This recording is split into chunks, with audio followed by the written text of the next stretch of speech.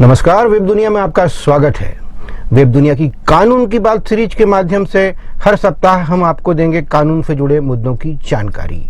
इनमें वे मुद्दे भी शामिल होंगे जो चर्चा में हैं या फिर कानून से जुड़ी ऐसी जानकारियां जो आपके लिए उपयोगी सिद्ध हो सकती हैं। इस कड़ी में हम बात करेंगे तलाक हसन की। ट्रिपल तलाक यानी तलाकुल बिद्दत के बाद अब तलाक हसन सुर्खियों में है। गाजियाबाद की पत्रकार बेनजीर हिना और नाजरीन निशा ने तलाक हसन की संवैधानिकता को चुनौती देते हुए इसे भेदभावपूर्ण बताया है।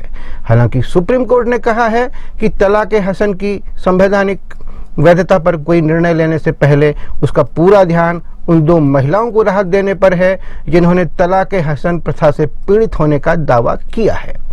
इस मामले में आगे भी सुनवाई होगी। सुप्रीम कोर्ट ट्रिपल तलाक को पहले ही असंवैधानिक घोषित कर चुका है।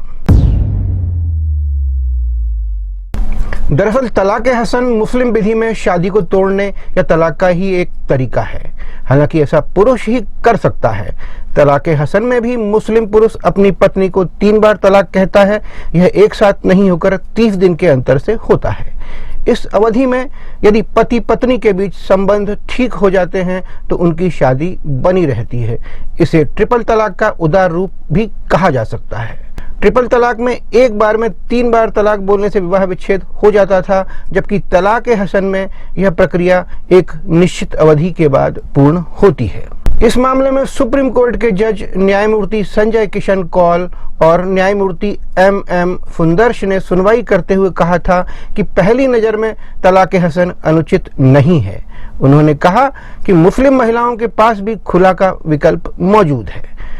बिना किसी कारण वे इसे एजेंडा नहीं बनाना चाहते। वहीं पीड़िता हिना का कहना था कि यह सही है कि उनके पास खुला का विकल्प है, लेकिन उन्हें खुला नहीं, हक चाहिए।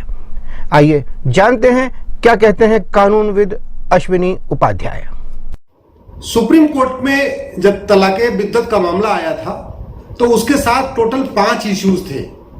तलाक बिद्दत, तलाक हसन, पॉलीगैमी यानी बहुविवाह और हलाला। लेकिन बाद में सुप्रीम कोर्ट ने कहा कि हम केवल तलाक बिद्दत पे अपना डिसीजन दे रहे हैं। तलाक हसन, पॉलीगैमी और हलाला को उन्होंने छोड़ दिया। बाद में हमने सुप्रीम कोर्ट में पॉलीगैमी और हलाला को भी चैलेंज किया और अब हमने तलाक हसन को चैलेंज किया है। ये जो तलाक हसन है ये बिल्कुल 3 तलाक जैसा है, तलाक बिद्दत जैसा है। ये तलाक हसन भी ईमेल पे लोग दे रहे हैं, व्हाट्सएप पे दे रहे हैं, SMS पे दे रहे हैं, मुंह जबानी दे रहे हैं, कुरियर के माध्यम से दे रहे हैं, बाई पोस्ट दे रहे हैं, हर तरीके से दे रहे हैं। केवल अंतर इतना है कि जो तलाक बिद्दत था वो एक साथ तलाक कहते थे।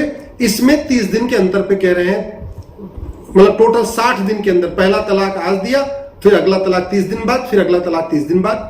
ये भी पूरी तरीके से एक्स्ट्रा जुडिशियल है, ये भी एक तरफा है। ये तलाक हसन भी मनमाना है। Pakistan, Bangladesh, Indonesia, Turkey, Tunisia जैसे देशों ने भी इस तलाक हसन को बैन किया हुआ है। उन देशों में भी जो कि इस्लामिक देश है वहां पे भी बिना कोर्ट की परमिशन के तलाक हसन नहीं होता, तलाक नहीं होता। लेकिन भारत में ये चल रहा है। इसीलिए हमने सुप्रीम कोर्ट में दोबारा पिटीशन फाइल किया है कि ये तलाक हसन को खत्म किया जाए। इसकी वजह से बहुत सारी बेटियां परेशान हैं। जो लोग पहले तलाक बिद्दत देते थे यानी 3 तलाक देते थे, तलाक, आजकल उन्होंने नया रूट अपना लिया है। वो तलाक हसन दे रहे हैं, फोन पे भी दे रहे हैं, SMS पे भी दे रहे हैं, व्हाट्सएप पे भी दे रहे हैं, ईमेल के जरिए दे रहे हैं, कुरियर करके दे रहे हैं और बाई पोस्ट दे रहे हैं। इसलिए इसको बैन करना जरूरी है। हम इस्लामिक कंट्री नहीं, हम डेमोक्रेटिक कंट्री और सेकुलर कंट्री है। हमारे देश में हिंदू की बेटी और मुस्लिम की बेटी का अधिकार अलग अलग नहीं होना चाहिए। जो फंडामेंटल राइट हिंदू बेटी का है वही फंडामेंटल राइट मुस्लिम बेटी का भी है। इसलिए कानून सबके लिए एक होना चाहिए। ये थी तलाक हसन पर संक्षिप्त जानकारी। अगले हफ्ते बृहस्पतिवार के दिन ही एक बार फिर किसी नए मुद्दे को लेकर आपसे रूबरू होंगे। यदि आप भी कानून से जुड़े किसी विषय पर जानकारी चाहते हैं तो हमें नीचे कमेंट बॉक्स में लिख सकते हैं। उस जानकारी को आप तक पहुंचाने की हम पूरी कोशिश करेंगे। धन्यवाद।